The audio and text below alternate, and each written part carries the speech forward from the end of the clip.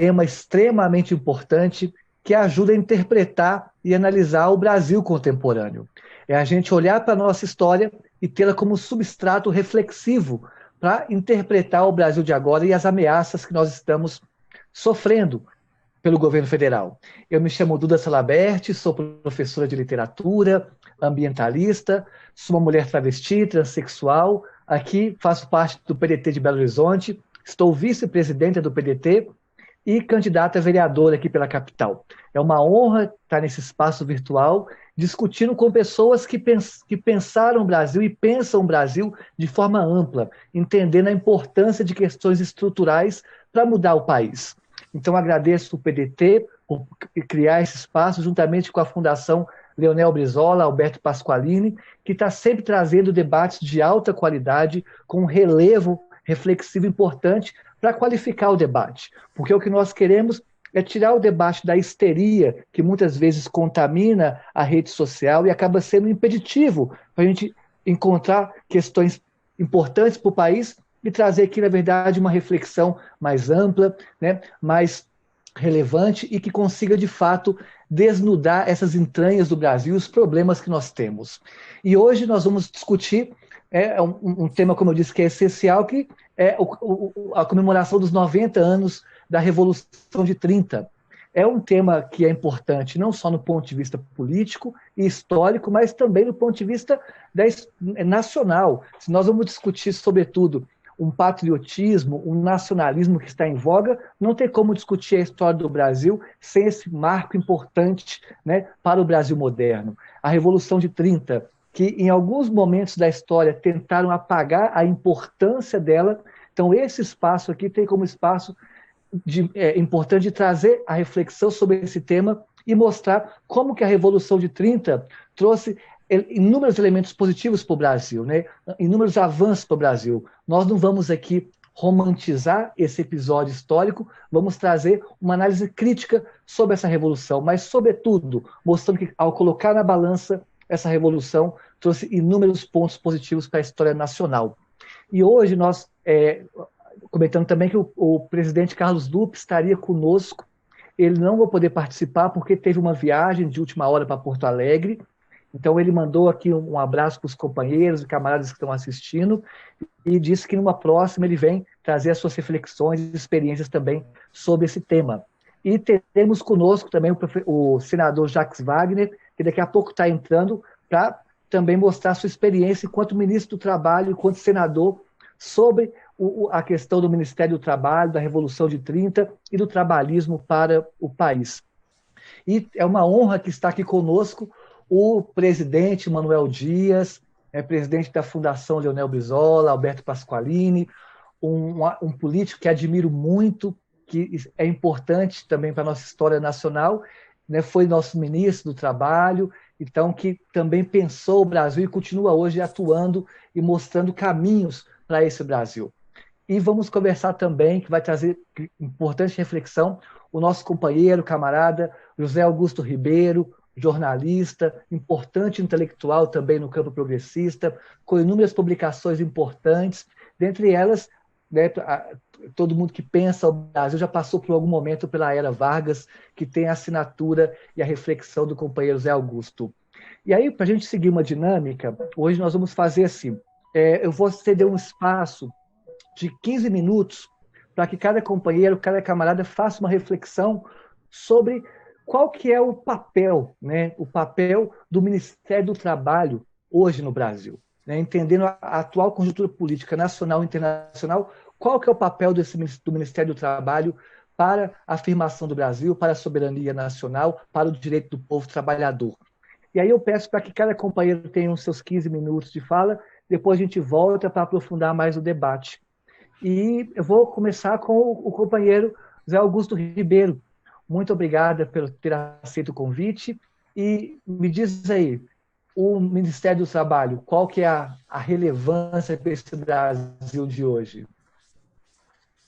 O Duda, qual foi a relevância do Ministério do Trabalho, que não existe mais?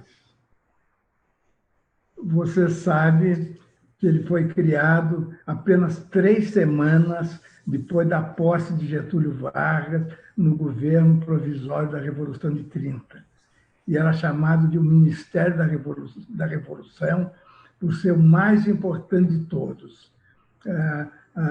O Getúlio, depois, em 1933, quando foi instalada a Assembleia Nacional Constituinte, ele foi na sessão de instalação, levou pessoalmente uma mensagem de prestação de contas daquele período do governo provisório, e nessa prestação de contas ele discutiu as razões pelas quais ele criou, assim que assumiu o governo, no primeiro mês de governo, ele criou o Ministério do Trabalho e o Ministério da Educação. Então, ele lembrou que a dívida social do Brasil não era uma dívida recente. Essa dívida vinha do início do Brasil independente, porque em 1823, o Zé Bonifácio, que já tinha sido afastado do ministério do Pedro I, o Zé Bonifácio foi o grande condutor, a grande cabeça e o grande homem de ação da independência. Dom Pedro teve um papel admirável, foi quem proclamou e tal, mas o cérebro foi o Zé Bonifácio, né? Então, ele deixou o ministério, assumiu uma cadeira na Assembleia Nacional Constituinte daquela época e apresentou um projeto de Constituição feito junto com o irmão dele, né? Era o projeto da comissão encarregada de elaborar a proposta inicial, e nesse projeto ele previa, olha aqui, a emancipação dos índios, em primeiro lugar. Em segundo lugar, a libertação dos escravos. Em terceiro lugar, a divisão das grandes sesmarias que ocupavam o território de todas as províncias para uma reforma agrária em favor dos índios, em favor dos ex-escravos, em favor de trabalhadores livres e em favor de imigrantes europeus que quisessem vir trazer tecnologia agronômica para o Brasil, né?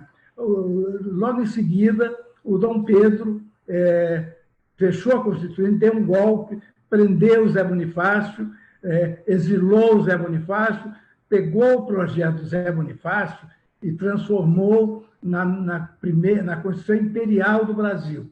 Só que, ao assinar esse projeto, o Conselho de Estado que ele designou tirou do projeto tudo que o Zé Bonifácio tinha posto de social. Tirou a emancipação dos índios, tirou a libertação dos escravos, que seria gradual, mas com início imediato, tirou a reforma agrária e tirou uma outra coisa importantíssima. Tirou a obrigação que o Zé Bonifácio foi lá de existir uma pequena escola em cada vila do Império, uma pequena escola em cada vila, e uma escola secundária, um ginásio em cada cabeça de comarca, que eram as cidades maiores, onde tinha juiz, promotor, delegado de polícia e coisa e tal. Essa Constituição se arrastou até a República. Veio a República. Os republicanos rio-grandenses de Júlio de Castilhos, no Rio Grande, tentaram introduzir na Constituição republicana as primeiras normas de caráter trabalhista. Foram todas derrubadas pela maioria daquela Constituinte, que era constituída pelos antigos barões do café, indignados com a abolição da escravatura, né? Essa herança tardia de mais de 100 anos de atraso só começou a ser resgatada por Getúlio Vargas com a criação do Ministério da Educação e do Ministério do Trabalho, né? Então, aquele Brasil que o Zé Bonifácio sonhava 100 anos antes, começou a ser realizado com Getúlio Vargas no governo provisório da Revolução de 30. E o Ministério do Trabalho criou muitas reações, porque estava mexendo numa estrutura que era imexível, né? Aquela estrutura em que o Washington Luiz, o ex-presidente, dizia que no Brasil a questão social era caso de polícia. O Getúlio não era caso de polícia. O Getúlio criou o Ministério da Revolução. Então, 3 semanas depois de empossado, ele criou o Ministério. E ainda em 1930, ele assinou a Lei dos 2/3, que protegia o trabalhador brasileiro, porque por uma política imprudente de imigração anterior à Revolução, o que acontecia nas cidades brasileiras, por exemplo, em São Paulo, 80% dos empregos em hotéis, bares, restaurantes, pensões, botequins e outras casas de pasto, 80% eram ocupados por trabalhadores estrangeiros e não tinha emprego para o trabalhador brasileiro. Então, Getúlio, a primeira lei trabalhista foi essa, a lei dos 2/3. Já em seguida, em 1931, ele assinou a lei dos sindicatos, né, que viabilizou a formação de um movimento sindical que hoje, apesar de tudo, é um movimento sindical ainda pujante, né? E teve uma outra coisa que tem muito a ver com os dias de hoje, né?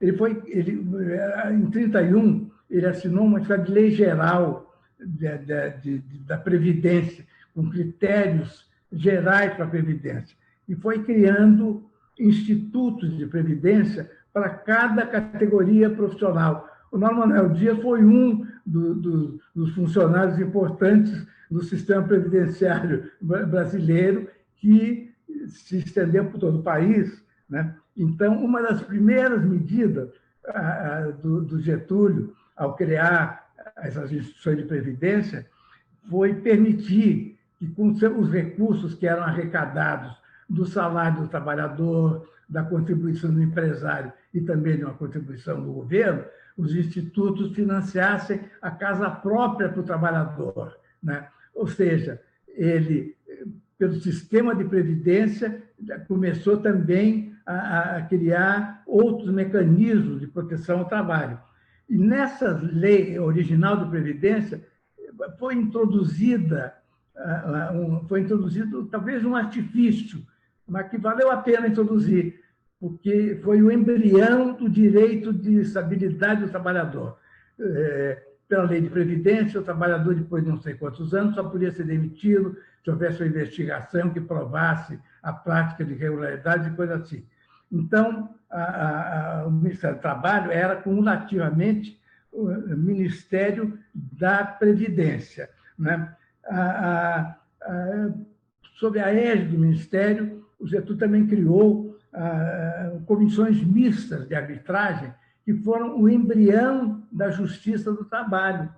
Porque antes do Ministério do Trabalho e do Getúlio, qualquer dissídio individual entre o empregado e o seu empregador era resolvido na justiça comum. Levava 20 anos para ser resolvido. Quando resolvia, o trabalhador já tinha morrido, né? Isso foi o embrião da Justiça do Trabalho. Então, se a gente olhar a importância que teve o Ministério do Trabalho naquele momento, e depois também em outras épocas, por exemplo, no governo Jango, né? Nos governos Lula, no governo da presidente Dilma, né? E Getúlio precisou de apenas 3 semanas para criar o Ministério do Trabalho. O atual presidente da República, o senhor Jair Bolsonaro, não precisou de 3 semanas para tomar uma decisão. No próprio dia da posse, ele extinguiu o Ministério do Trabalho.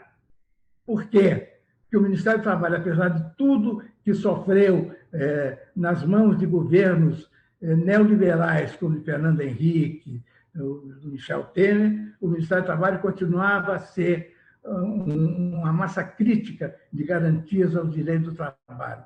Então, só o fato de ter sido extinto com essa fúria homicida no dia da posse do novo governo, só essa fúria contra ele prova a importância que ele teve desde o momento da sua criação.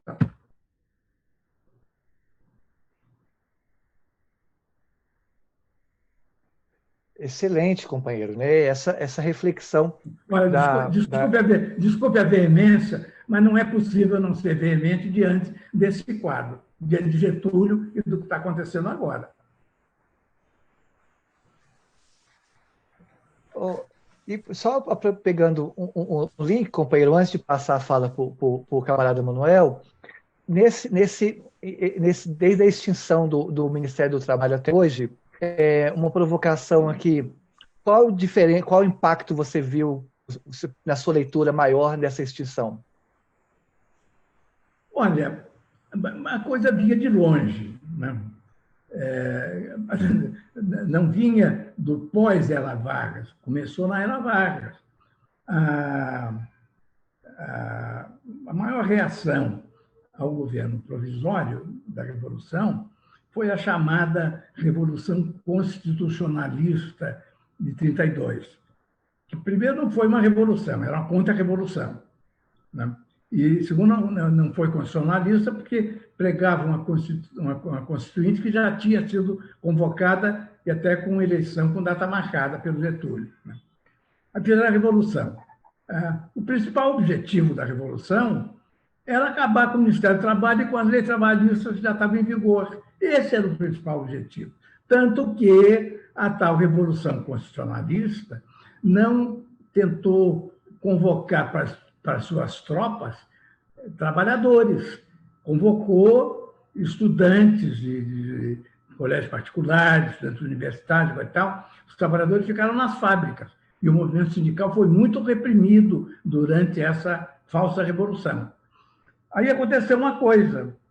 O Lutero Vargas, filho do presidente Vargas, me contou, e contou também nas memórias dele, ele estava lutando na divisa entre Minas Gerais e São Paulo, né? Na chamada Frente da Mantiqueira. De um lado, do lado mineiro, estava o pessoal legalista a favor do Getúlio. Do outro lado da divisa, do lado paulista, estava o pessoal contra o Getúlio. Então, o pessoal contra o Getúlio jogava granadas para o lado pró-Getúlio. E as granadas não explodiam. Aí uma não explodiu, outra não explodiu, outra não explodiu. Foram olhar, com os devidos cuidados, é claro, abriram as granadas e as granadas não tinham explosivo, tinham areia dentro. Quer dizer, os operários de São Paulo sabotaram aquela tentativa de derrubar o Getúlio, que, na verdade, era uma tentativa de derrubar o Ministério do Trabalho e as leis trabalhistas, né? E até hoje pode recusar o Getúlio. O povão sempre foi getulista.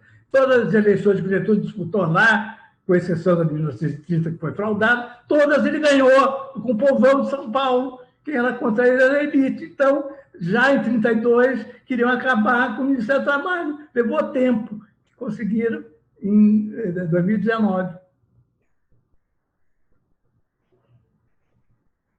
Obrigado, companheiro. E tem que ser esse tom veemente mesmo, porque nesse contexto de crise econômica que nós estamos, né, a gente percebe que esses ataques que são feitos, que são históricos, como o companheiro traçou essa linha temporal, mas que implodiu no nosso colo no momento de agora e exige realmente uma postura mais enfática nossa, nós do campo trabalhista, nós que lutamos pelo direito dos trabalhadores, né? E o companheiro Manuel, que tem o Manuel diz que tem a vida, né, dedicada a essa luta, ao trabalhismo, né, aos direitos dos trabalhadores, e que esteve presente, né, na história junto com o Ministério do Trabalho. No golpe de 64. Perfeito, companheiro. E foi caçado no golpe de 64. Muito importante pontuar isso também, companheiro. Então, Manuel, quando eu fiz a pergunta para o Zé Augusto, eu coloquei qual é a importância, eu usei no presente justamente para provocar essa importância que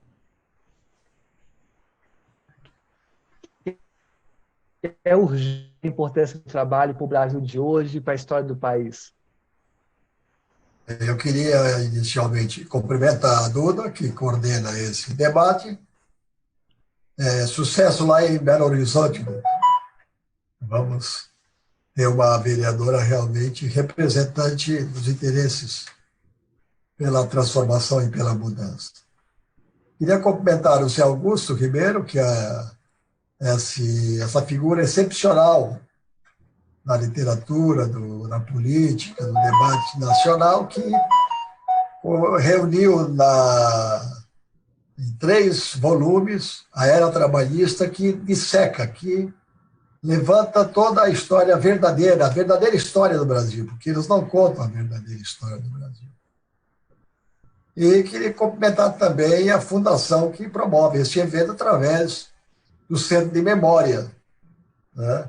O Henrique está fazendo um trabalho excepcional e está reunindo, está fazendo uma condensação de toda a história, pensamento e a memória do nosso partido, que há 90 anos iniciava no Brasil a sua tarefa, junto com a Revolução de 30, junto com Getúlio Vargas. É uma honra poder participar e eu acho que o momento também é muito oportuno de se debater esse assunto, porque Vargas, e vamos discutir o Ministério do Trabalho, qual é a razão da sua existência, foi, como diz o Zé Augusto, foi o ato inicial criando o Ministério do Trabalho e Indústria e Comércio. E, através do Ministério do Trabalho, começou a fazer a entrega, né, junto com os trabalhadores, dos seus direitos fundamentais que eram negados. Nós sabemos que, em 30, o Brasil era uma grande fazenda, controlado pelos donos da terra, né, os grandes senhores do engenho, que traçavam todas as diretrizes, impunham a legalidade e a ação do trabalho serviçal e escravo dos seus empregados. E com o Ministério do Trabalho, Getúlio começou a criar, né, os princípios elementares que estão afetos ao direito dos trabalhadores.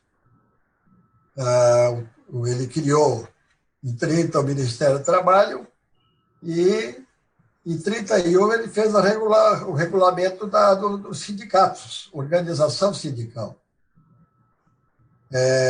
A história conta que foi um trabalho enorme, uma das maiores dificuldades que Getúlio encontrou foi a de organizar os sindicatos.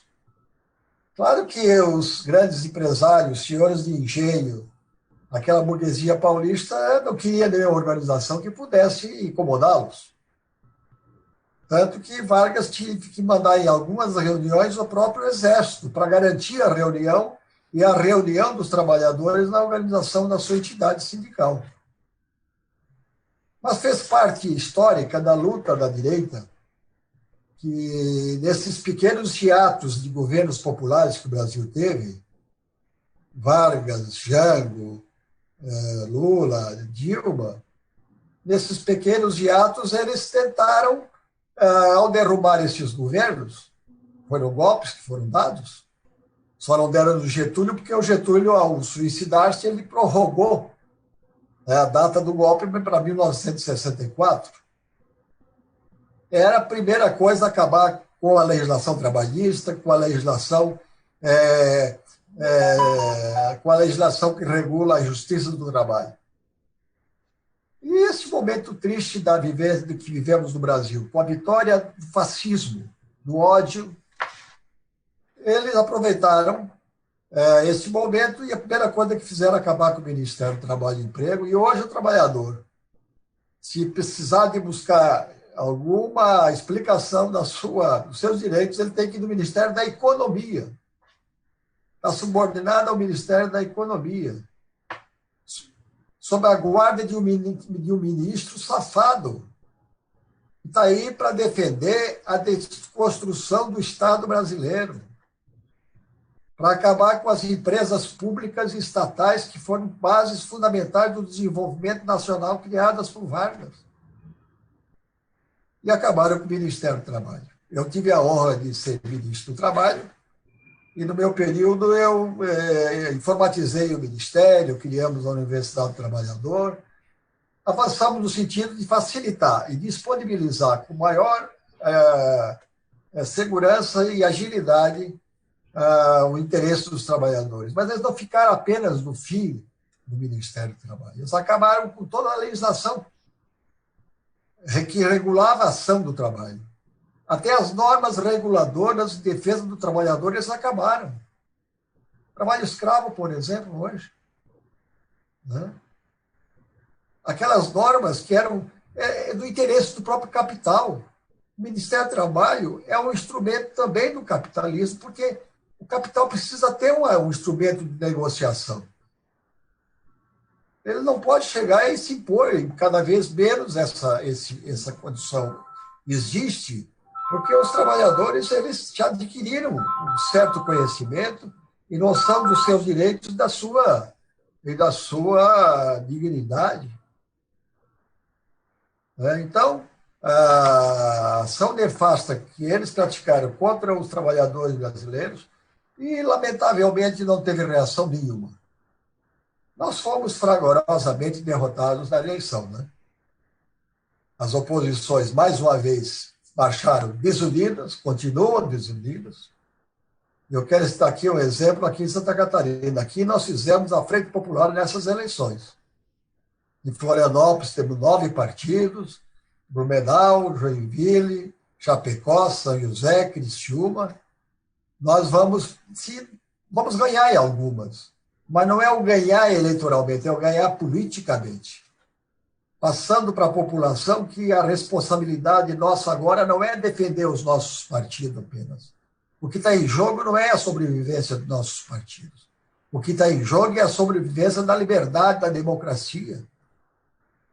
O que está em jogo é os interesses dessa maioria que ficou aí escancarada, que a direita e essa grande burguesia procuravam ignorar. São mais de 60 milhões de brasileiros que não têm direito à escola, à casa, à comida, ao emprego, à saúde. 1/3 da população brasileira não tem internet. 1/3 da população brasileira não tem computador. E com isso eles conseguem manipular. Mas agora o povo está com o Bolsonaro. Mas o povo que não tinha que comer R$600 era muita coisa. Eu quero ver eles garantirem só os direitos dos trabalhadores, que eles não têm garantia nenhuma. Então, Duda, nesses primeiros 15 minutos, eu queria garantir, acho que já completei os 15, né? Eu quero manter esta linha e dizer que isso tudo vai voltar a manter esse modelo econômico que está aí. Essa democracia burguesa que está aí tem que ter Ministério do Trabalho para fazer o papel de conciliação e defesa e resguardar o grande capital também, que não quer se expor frontalmente. E ele tem que fazer concessões, porque os trabalhadores vão exigir. É direito deles. Eles reclamam que não há produtividade no Brasil. Como é que você vai ter produtividade tratando o trabalhador como ser escravo? Qual é o estímulo? Qual é o ânimo? Qual é a vontade que pode motivar o trabalhador a fazer com que ele se dedique com maior afinco à produção? Então, companheiros, um país que está como está e que precisa de nós mais do que nunca. E aí estamos aí, nós do PDT, fazendo esse grande debate, vários desses temas que são fundamentais. E vamos continuar nesse debate, esperando que a gente possa contribuir pelo aumento, pelo aperfeiçoamento e geração de novos quadros, que é a função primordial da Fundação, gerar quadros, novos quadros, para que a gente recupere a nossa identidade ideológica. Nós somos um partido de esquerda, um partido socialista, democrático. Mas antes do Covid já era a maior crise do capitalismo desde 1929. E agora essa crise se aprofundou e é a maior crise da história. E nós sabemos, nós que somos do campo progressista, toda vez que o sistema capitalista entra numa grande crise, há uma redução da categoria de humanidade, né? Querem reduzir o ser humano a coisa, máquina, objeto. E essa redução do ser humano a coisa, máquina, objeto, né, é justamente retirar os direitos que nós temos, que são direitos fundamentais para nos entendermos como humanos. E eu comento sempre em minha fala que nesse contexto de crise do sistema capitalista, a maior resistência que nós podemos fazer é disputar a dimensão simbólica, é disputar o simbólico, porque é no simbólico, né, que estão as instâncias que nos humanizam. que nos diferenciam da máquina, né? É no simbólico que está a fé, que está a utopia, que está os sonhos, que estão as paixões. É no simbólico que está a dimensão política, porque a política ela é atravessada por paixão, porque a cidade é viva. Se a cidade é viva, o país é vivo, né? O mundo é vivo, e isso tem muita emoção. Então, quanto mais paixão, quanto mais utopias e sonhos nós fomentarmos, maior a política nós estamos querendo construir. E se nós temos essa questão de disputar a dimensão simbólica como elemento de resistência a essa estrutura capitalista que quer nos coisificar, nos reificar, nos objetificar, é na dimensão simbólica que está também a nossa memória. Né? Então, daí a importância de um debate como esse hoje, de discutir a Revolução de 30, porque o atual governo federal ele quer fazer uma revolução na história também, apagando tópicos que foram importantes, né, na luta do trabalhador. E a gente sabe como que a Revolução de 30 ela foi essencial para mudar o Brasil. Mudou o Brasil, né? Modernizou o Brasil no ponto de vista industrial. Foi uma ruptura com a República Velha, e é daí que vem essa legislação trabalhista que foi se esfarelando nos últimos anos. Então, eu gostaria de perguntar para o companheiro Zé Augusto Ribeiro, que é um pesquisador da área, que trouxe contribuições sobre esse assunto para o debate público, qual é a relevância, né, da Revolução de 30 para a gente entender o Brasil de hoje, qual a herança ela traz para a gente poder pensar o Brasil contemporâneo. Ô, Duda, antes, não sei se vocês estão me vendo e ouvindo, porque aqui na tela do meu computador não aparece nada, está em branco, só escrito Zoom, que é... A gente está te vendo perfeitamente. Bom, que bom. Bom, voltando à questão do Ministério do Trabalho, o Getúlio achava, eu acho que o que resume o pensamento dele, é que ele achava que o maior compromisso de todo o governo é com a justiça social. Agora, não tem justiça social sustentável sem desenvolvimento econômico. E não tem desenvolvimento econômico sem soberania. Então, quando ele pensou em legislação do trabalho, ele está pensando também, economicamente, que o Brasil precisava deixar de ser aquela fazenda, como chamou o Manuel, né? País agrário, monocultor, cruel, latifundiário. Né? Ele disse num discurso em Belo Horizonte, em 1931, que o maior problema da economia brasileira era o problema siderúrgico, não era o problema do café, como se afirmava em defesa daquele modelo no qual não se queria mexer. Então, ele disse que se a iniciativa privada não tivesse condições, o governo federal ia bancar a instalação da siderurgia no Brasil. E, por muitos anos, ele tinha essa opinião. Com apenas 24 anos, em 1906, ele foi escolhido pelos colegas de faculdade para fazer um discurso de saudação ao presidente eleito Afonso Pena, que visitaria Porto Alegre. E, nesse discurso, ele denunciou o que ele chamou a coação da história sobre países como o Brasil, que eram obrigados a recomprar industrializados e muito mais caros os produtos da sua própria exportação. O Brasil já exportava minério de ferro, cada vez mais barato, e importava todos os produtos siderúrgicos elaborados a partir desse minério de ferro, cada vez mais caro. Quer dizer, o Brasil importava todas as máquinas, o Brasil importava o navio, o Brasil importava a locomotiva, o Brasil importava o trilho, o Brasil chegou a importar, em certos momentos, até a enxada com que o seu trabalhador rural plantava um canteirinho de mandioca para não morrer de fome. Até a enxada, que era feita com ferro brasileiro, era importada do exterior, porque o Brasil não conseguia produzi-la. Então, o Getúlio, já em 1931, ele lançou as sementes de Volta Redonda. E Volta Redonda, que começou a ser construída no período da guerra, foi a semente dessa transformação que levou o Brasil a ser uma das 10 maiores economias industriais do mundo, além de ser o país que, naquela época, mais crescia.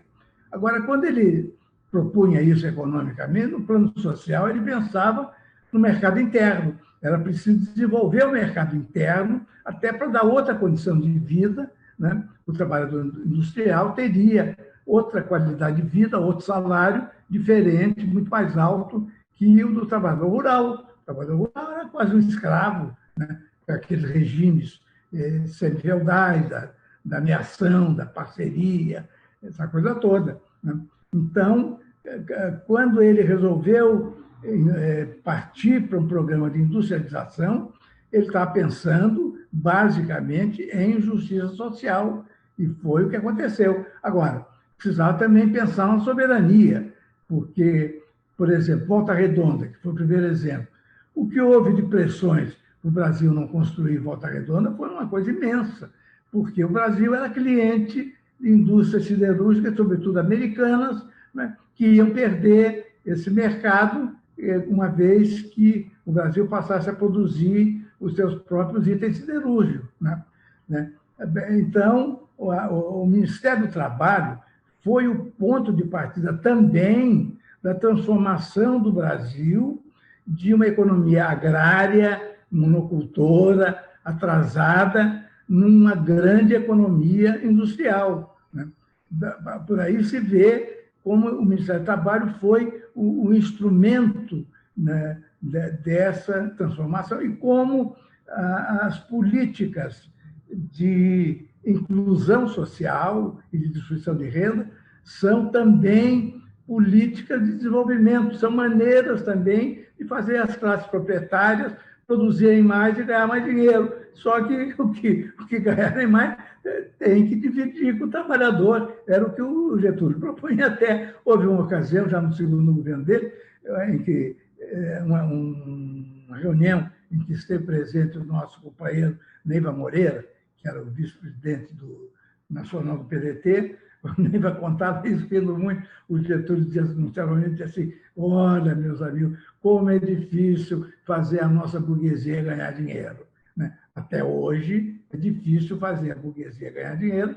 Ela quer dinheiro só para ela, o dinheiro da dívida pública, o dinheiro dos títulos da dívida pública, e não quer que isso seja compartilhado com o povo brasileiro em geral. E nós estamos, como você lembrou aí, Duda, na maior crise do capitalismo depois da crise de 29, que foi, aliás, um dos aceleradores da Revolução de 30. Né? Nós estamos, nesse momento, na torcida para ver o que acontece na eleição dos Estados Unidos, ver se eles conseguem tirar o Trump, porque se tirarem o Trump lá, vai começar a mudar não só nos Estados Unidos, vai começar a mudar no mundo inteiro, vai começar a mudar aqui no Brasil também. Eu acho que é isso que eu podia acrescentar.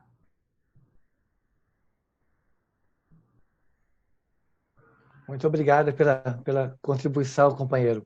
E a gente levanta também essa pergunta, né, para o companheiro Manuel Dias.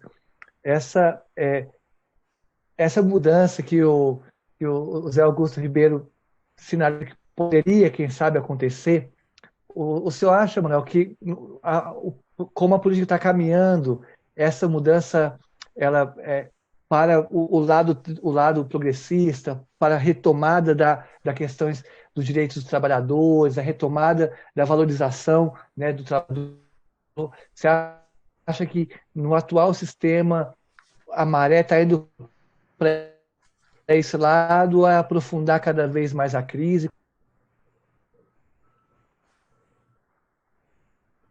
Eu acho, Duna, que isso não vai se perpetuar porque fere qualquer princípio econômico. O que essa gente quer fazer no Brasil, não há precedente e não há condições. O Brasil está em crise. O Brasil é um país que derrubaram com o golpe a presidenta Dilma e iam recuperar o Brasil em 2 anos, já fazem 4 anos, e nós continuamos. A crise brasileira não é decorrente do coronavírus. O país está aí sofrendo um processo de desindustrialização. O Brasil diminuiu o seu parque industrial em mais de 20%. Nós não temos competitividade no mercado internacional porque não temos produção científica, né? Nós não temos produção baseada no conhecimento e no desenvolvimento que o mundo sofre hoje. Vivemos de especulação financeira, como diz Augusto, eles vivem aí dos juros da dívida pública, né?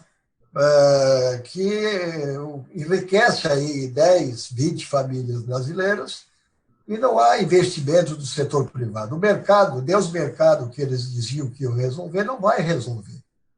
E não resolveu em lugar nenhum do mundo. O processo de desenvolvimento dos países de todo o mundo foi iniciativa do setor público. Porque ninguém vai investir trilhões, bilhões de reais para construir uma ferrovia, uma grande rodovia. Eles só querem o acabado, aquela obra. A obra acabada, eles querem fazer a distribuição para o setor privado, mas o investimento tem que ser iniciativa pública. Não há no mundo outra maneira de você fazer esse desenvolvimento. Então, Vargas fez tudo isso. A Revolução de 30, ele que era um homem culto, Vargas falava várias línguas, tinha um conhecimento filosófico e ideológico profundo. Ele se definiu pelo socialismo democrático. E a prática dele foi de criar as condições econômicas para que o Brasil pudesse criar uma economia que pudesse disputar mercado internacional. E começou logo fazendo aquilo que tinha que ser feito. Em 32, ele praticou um ato importantíssimo, já que foi o voto das mulheres, o voto feminino, né? E criou em 40 o salário mínimo. E dispunha as condições mínimas de sobrevivência dos trabalhadores brasileiros. E dentro daquilo que ele tinha planejado, em 41 ele criou a Companhia Siderúrgica Nacional, que foi a base do desenvolvimento nacional. Em 42 já criou a Vale, a Companhia Vale do Rio Doce, que foi outra potência que colaborou pelo desenvolvimento brasileiro.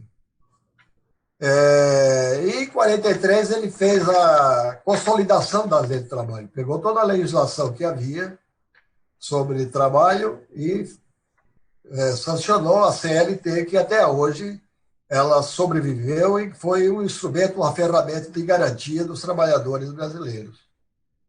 E em 48 ele criou a Companhia Hidrelétrica do Vale de São Francisco. Então ele criou em várias partes do Brasil ferramentas, instrumentos de produção de energia e produção de aço, que eram fundamentais para o desenvolvimento.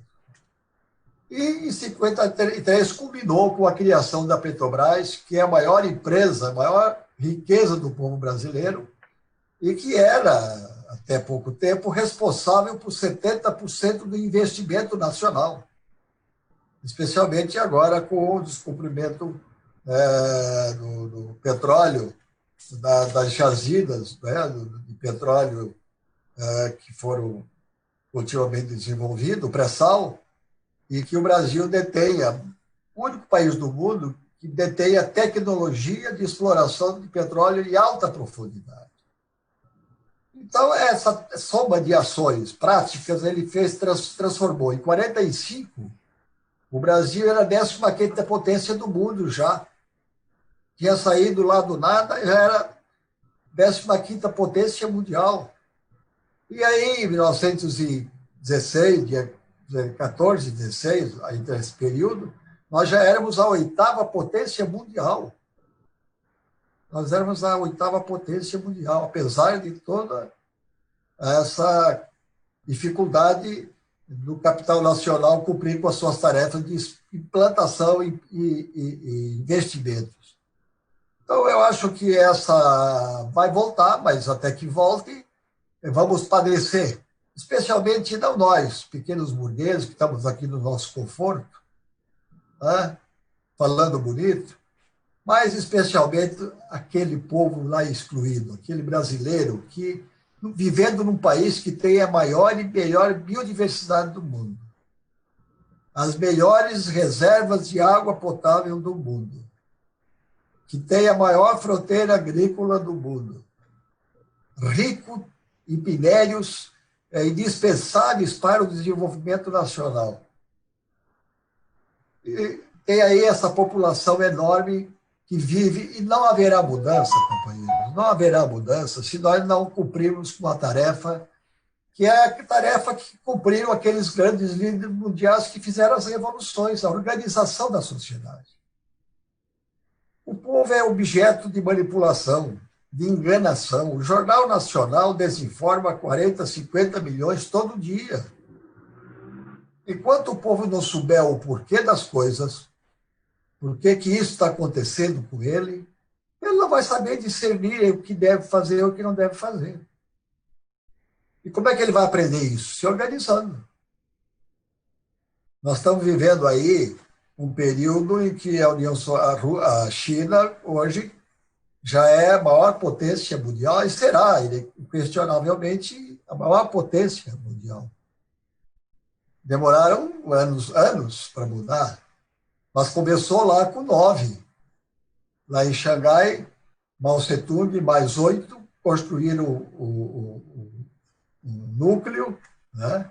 E a partir dali começaram a organizar a sociedade.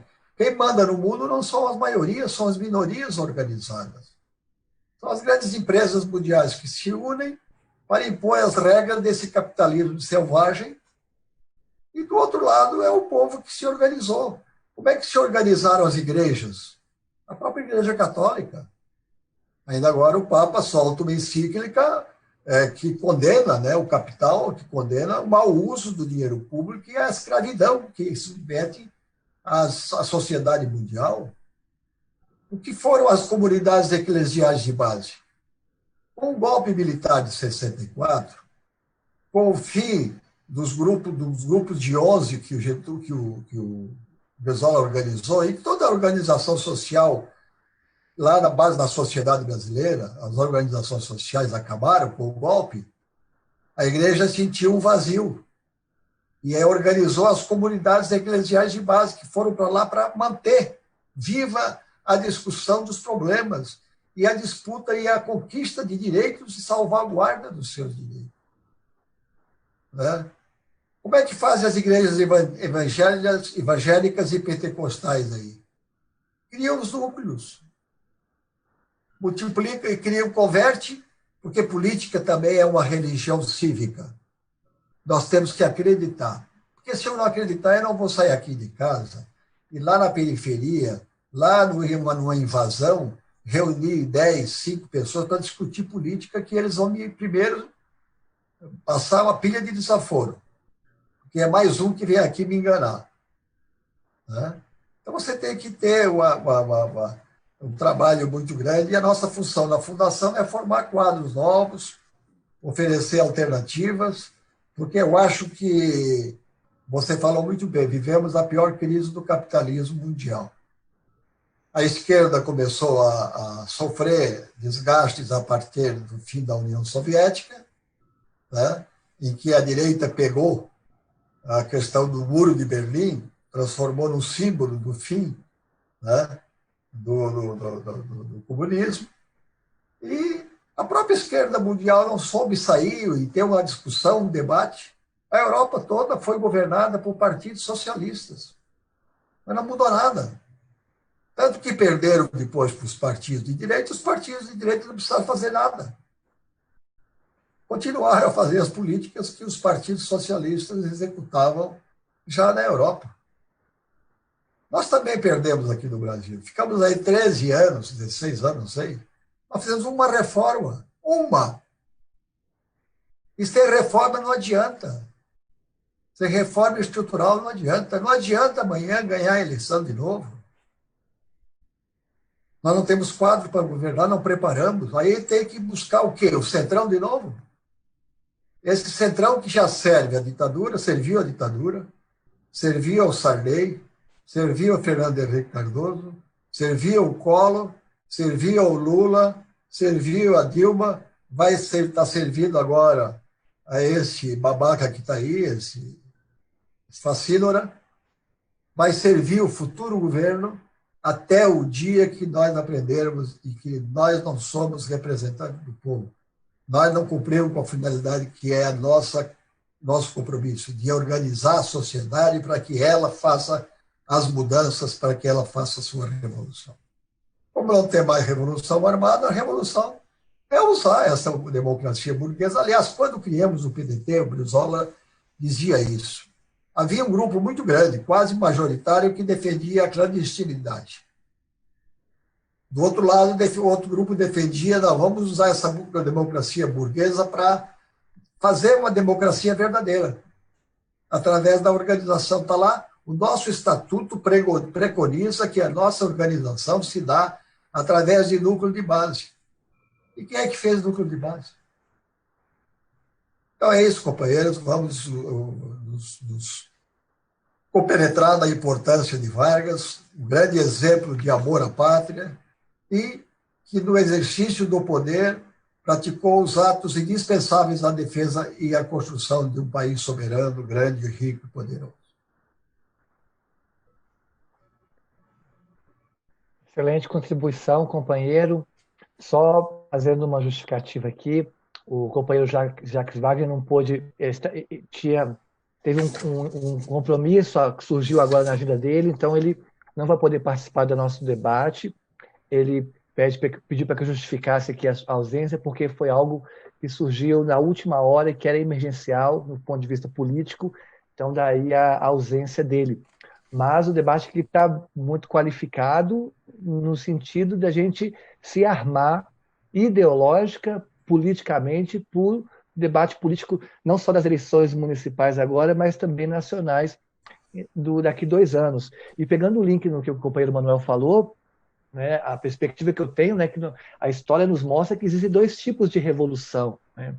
2 tipos de revolução. Você tem a revolução por implosão social e aquela revolução em processo. O companheiro Manuel me corrija se eu estiver errada, porque eu estou no PDT há 2 anos apenas, estou me formando enquanto trabalhista. Mas a leitura que tenho é que nós do trabalhismo, nós do PDT, defendemos essa revolução em processo, que é uma revolução por reformas estruturantes no país. Reformas estruturantes que tragam, de fato, uma democracia plena. Né? E essas reformas estruturantes, elas iniciam com Vargas, né? Como o companheiro Zé Augusto reforçou já na fala, em relação aos trabalhistas. E mais do que isso, a construção de um projeto de desenvolvimento brasileiro, né? Que o Vargas trouxe. Aí depois nós temos, né, Jango, já com um debate também sobre a reforma agrária, e esses debates, essas reformas estruturantes que estavam sendo pensadas e gestadas no Brasil foram paradas no golpe de 1964, no golpe militar, na ditadura militar. E o problema é que, no processo de redemocratização, não sei se os companheiros concordam comigo, quando o campo popular assume o poder, nós deixamos de lado essa questão das reformas estruturantes. Substituímos as reformas estruturantes por políticas públicas paliativas que não mexiam nas estruturas nacionais. Como o companheiro Mano comentou, qual foi a última grande reforma que teve no Brasil estrutural? Né? Qual reforma, por exemplo, os últimos governos federais fizeram do ponto de vista, né, da população carcerária? A reforma agrária sumiu do debate, a reforma urbana também quase nunca apareceu. Quer dizer, nós deixamos de lado essas reformas estruturantes para promover políticas públicas que em nada modificam as estruturas nacionais. Não estou dizendo que elas não são importantes, mas quando nós temos que ter um projeto de país, esse projeto pressupõe reformas estruturantes, porque o que nós buscamos é uma democracia plena, né, e acessível a todos. E aí, eu gostaria de perguntar para o companheiro José Augusto, hoje está muito em voga esse debate, o termo novo normal, que que seria esse mundo pós-pandemia, né? A gente nem sabe quando é o pós-pandemia, né? A gente está longe aqui no Brasil de se discutir esse cenário e no mundo também, mas tem se falado muito nisso. E quando nós vamos pensar nesse mundo pós-pandemia, o que eu tenho visto é que essa crise do neoliberalismo, que já é uma crise antiga, tem se aprofundado mais. E no mercado de trabalho nós sentimos isso, sobretudo dessas novas configurações, nessa uberização do trabalho, que urge a gente rediscutir essa questão trabalhista. Então, como que o senhor vê longe de ser um exercício de futurologia, mas pensando a partir de agora, quais impressões você tem para que, como o país está caminhando para essas questões trabalhistas, esse mundo pós-pandemia, que vai ter uma crise financeira nunca vista na história da humanidade? O Duda, não é só o Brasil e o mundo, né? Essa história de novo normal é uma tentativa de convencer as pessoas de que nada pode mudar, nada deve mudar. Isso é antigo, vem, por exemplo, daquele Francis Fukuyama, aquele cientista político americano, parece que é ligado ao Departamento de Estado, que publicou um livro com o título O Fim da História, no qual ele defendia a tese de que o neoliberalismo era o modelo definitivo, não ia mudar, né? Não pode mudar, e tal, não sei o quê. Agora, a Covid-19 está criando uma nova realidade. Ela está mostrando, a televisão mostrou, agora acho que está mostrando menos, mas no começo mostrava de uma forma muito dramática, quer dizer, a condição de vida, por exemplo, nas favelas.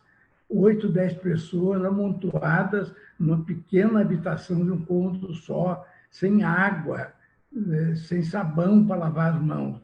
Então, o que começou a circular, a percepção nova que começou a circular, e acho que ficou um pouco perdida, mas vai ser recuperada, foi a seguinte: olha, para proteger os ricos, você tem que proteger os pobres, porque com a pandemia se estendendo a todos os países do mundo, não existe mais aquela história como quando o Lula correu o risco de ser eleito em 89, o cara da Federação das Indústrias de São Paulo, né, dizia assim: se o Lula for eleito, eu saio do país, eu vou para a Itália, vou para os Estados Unidos. Hoje adianta ir para a Itália, para os Estados Unidos, vai ter qual é a proteção que a pessoa vai ter. Se os Estados Unidos, o país mais rico da história humana, é o país que tem maior número de casos e maior número de mortos.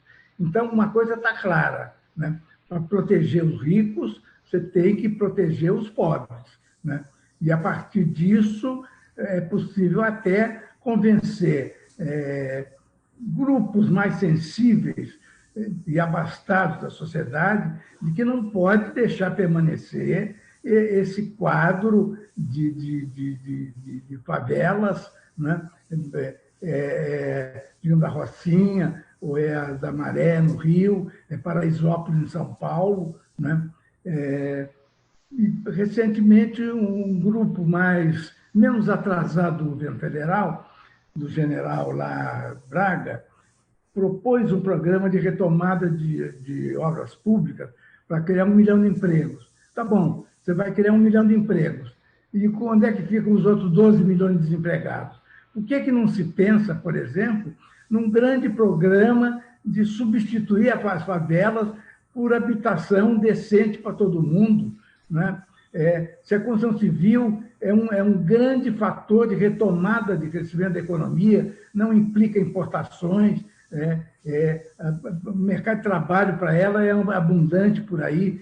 Quer dizer, eu acho que, à medida que nós formos nos resgatando desse tormento da Covid-19, nós vamos começar a pensar em soluções novas.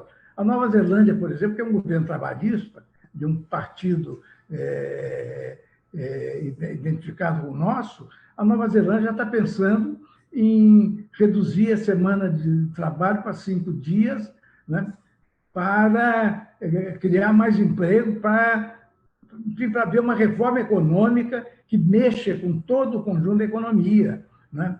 Então, a coisa agora está devagar, a gente não sabe o que vai acontecer no dia de amanhã, nós não sabemos qual vai ser a nossa situação na próxima semana, mas essa coisa está fermentando e está amadurecendo, né?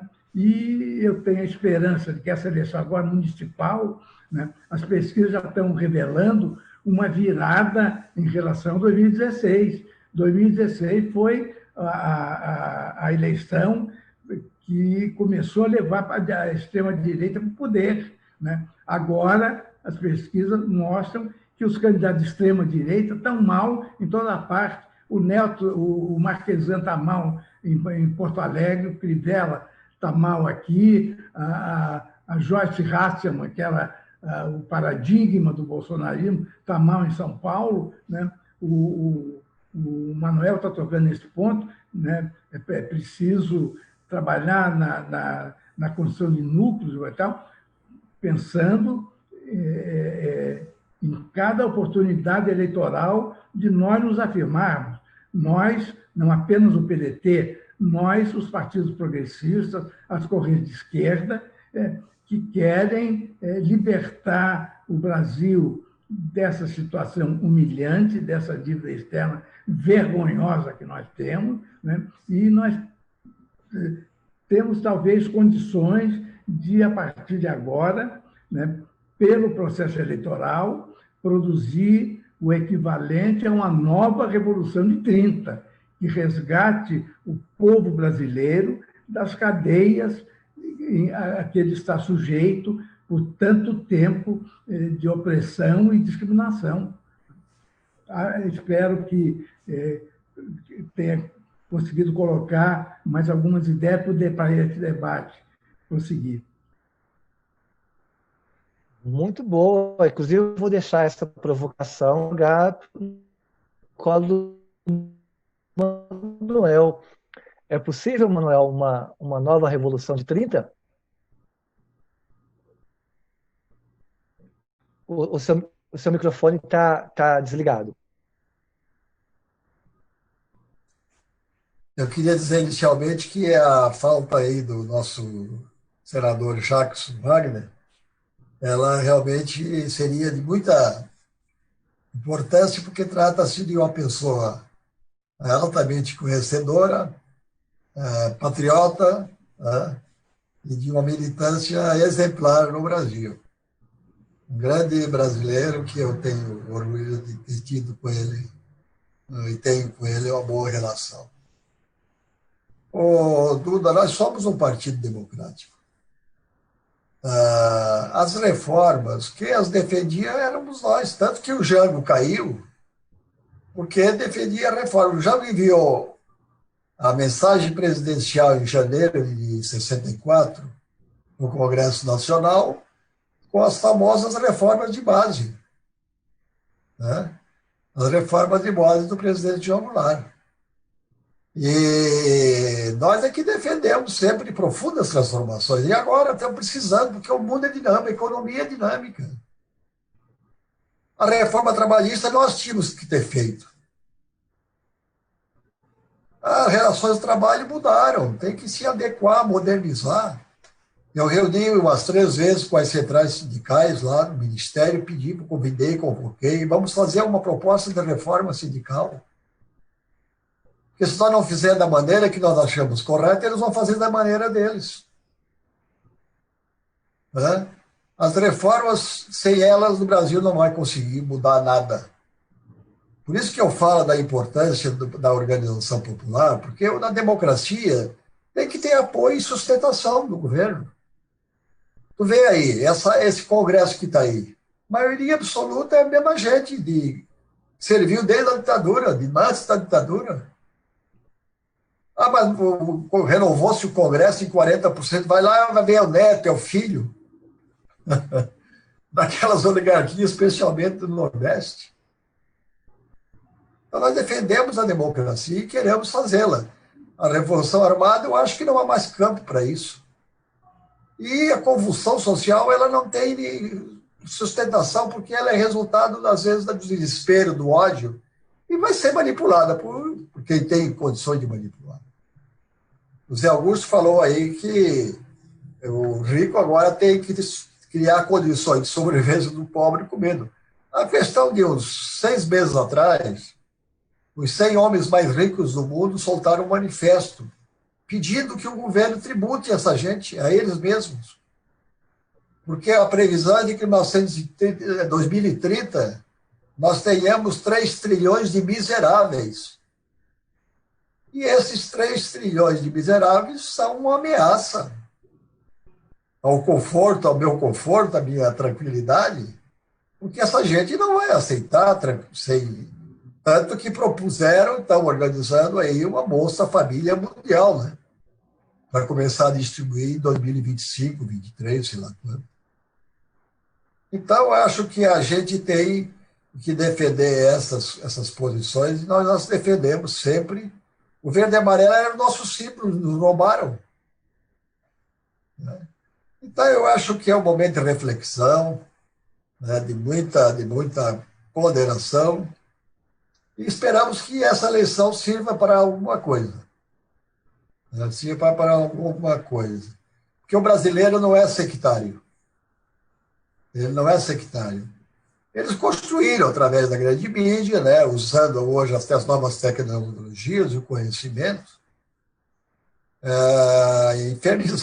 infernizaram, demonizaram o PT. Mas eles também demonizaram o nosso PTB em 64. Eles conseguiram, junto com a Igreja Católica, fazer a marcha de Deus pela liberdade, pela democracia. E nos disseram que nós éramos comunistas, que comíamos criança, e o povo acreditou. Então, nós, como dizia o Brizola, nós temos que nos preparar, nos organizar, para, numa tentativa de golpe deles, nós ganharmos. Nós perdemos até agora todas, só ganhamos uma, que foi a legalidade. Foi o maior movimento cívico até hoje realizado no Brasil, que foi a campanha da legalidade, liderada pelo Brizola, com a renúncia do Jânio Quadros. Porque o golpe militar já havia sido deferido.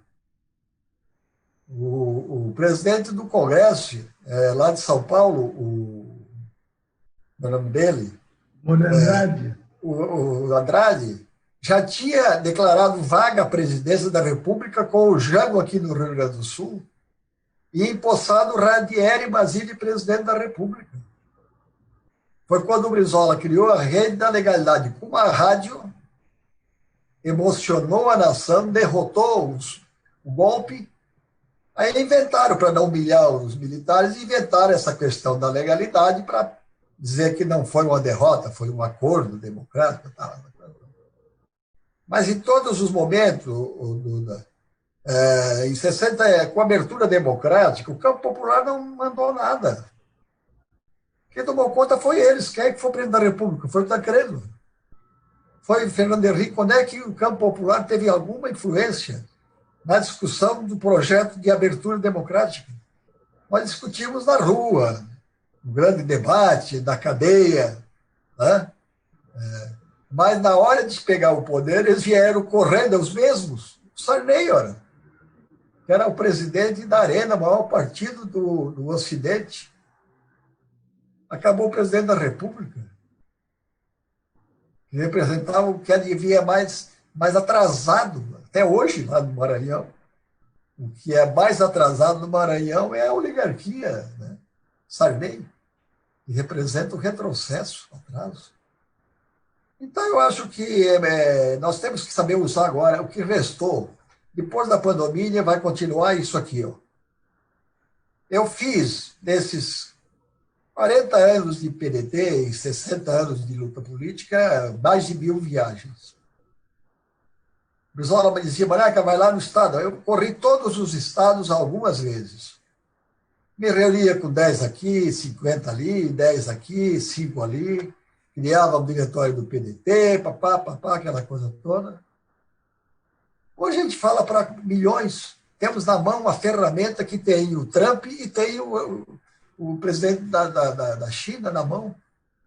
Temos que saber usá-la. E vai continuar isso aqui. Eu não preciso mais viajar para Inclusive, não sabia nem manusear essa tecnologia. Sou de uma geração.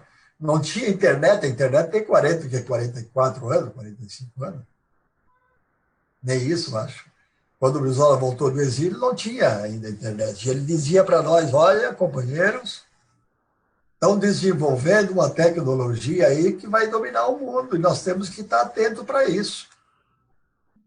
José Ribeiro lembra que nós somos o primeiro partido a ter uma página na internet. O primeiro partido foi o PDT, né, Zé Augusto? Então, está aí, nas nossas mãos agora, a chance de fazer a grande revolução. Não dá mais daquela... Nós pensávamos em fazer armada, não deu. Fomos presos. Vamos para a cadeia. Agora vamos fazê-la usando os instrumentos que estão aí disponíveis. Essa própria democracia burguesa, fazê-la popular. Que seja verdadeiramente a democracia de que o povo, sendo maioria, seja ele o detentor do poder. Sem ódio, tem lugar para todo mundo. O Brasil tem lugar para todas as categorias e todos os setores da sociedade, todos os níveis da sociedade. Isso aqui é um país riquíssimo. Aqui cabe o dobro da população que tem. Qual é a grande riqueza da China? É 1,3 trilhão de chineses que produzem, que pensam, que desenvolvem tecnologia, consomem e criam um mundo que vai ser, não tem como impedir que eles tomem conta. Não sei se para bom ou para ruim, creio que é para bom, né, da humanidade.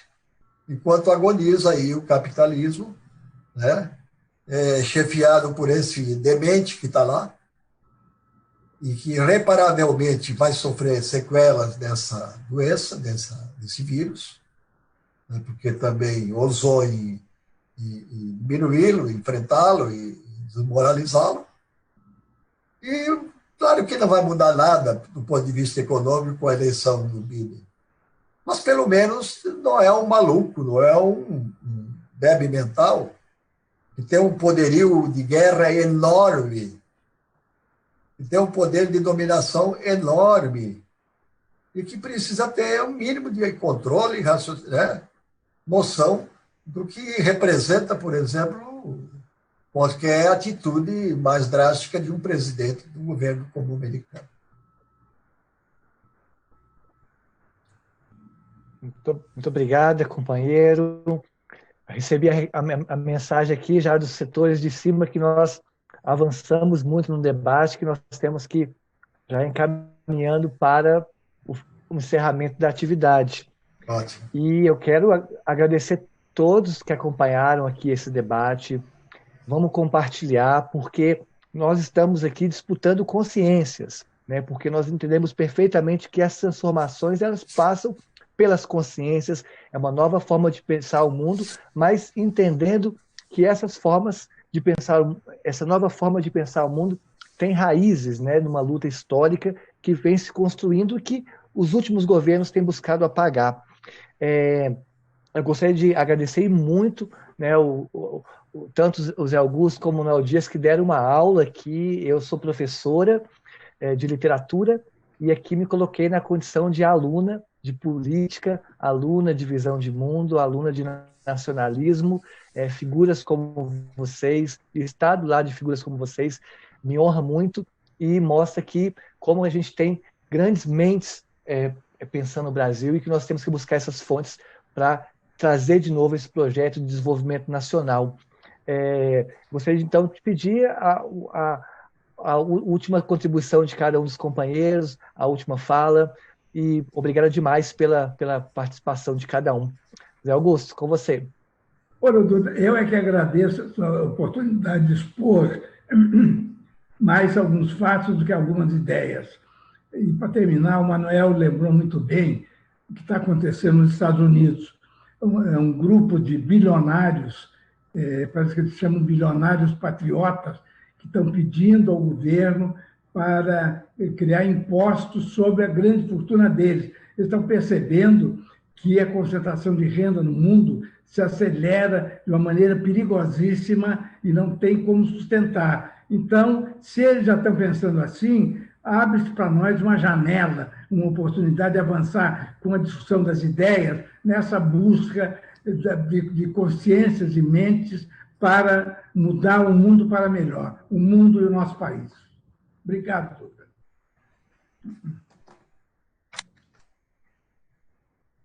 Obrigado, companheiro. Manuel, querido, você. Duda, obrigado também pela ótima mediação que você exerceu nessa reunião. E meu amigo Zé Augusto Ribeiro, o Zé Augusto tem como uma das figuras que mais representa o patriotismo do Brasil. É também uma vida dedicada à construção intelectual. A sua obra, A Era Trabalhista,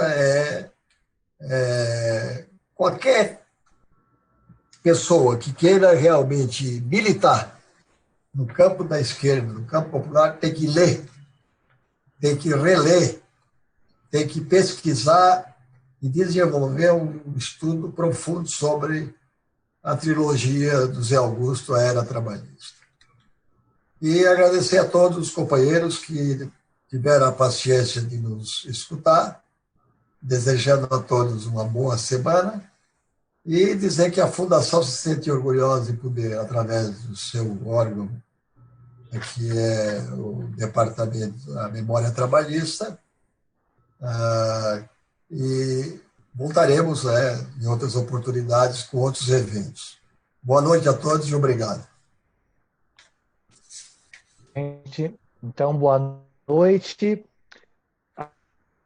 A live está salva, vamos compartilhar. E lembrando, para encerrar, que é ano eleitoral, o nosso voto tem uma importância imensurável e o Brasil que nós queremos em 2022 começa agora em 2020. Nós temos que fortalecer o campo progressista e não nos reduzir, não nos limitar a pensar pequeno. A gente não quer só o pão, a gente também quer a rosa. A gente não quer só comida, a gente quer bebida, diversão e arte.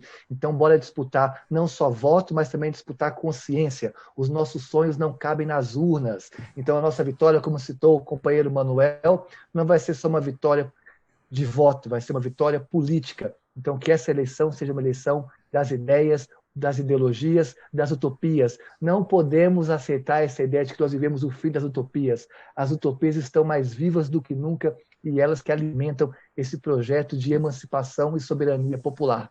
Muito obrigada, um beijo para todos. E a última coisa, é extremamente simbólico ter uma mulher transexual travesti mediando um debate sobre trabalho, porque eu faço parte de um grupo que 90% estão na prostituição porque são expulsas do mercado formal de trabalho devido ao preconceito que há no Brasil. Então, esse debate também assumiu essa dimensão simbólica importante de pensar que o trabalho tem que ser democratizado e acessado por diversos grupos sociais.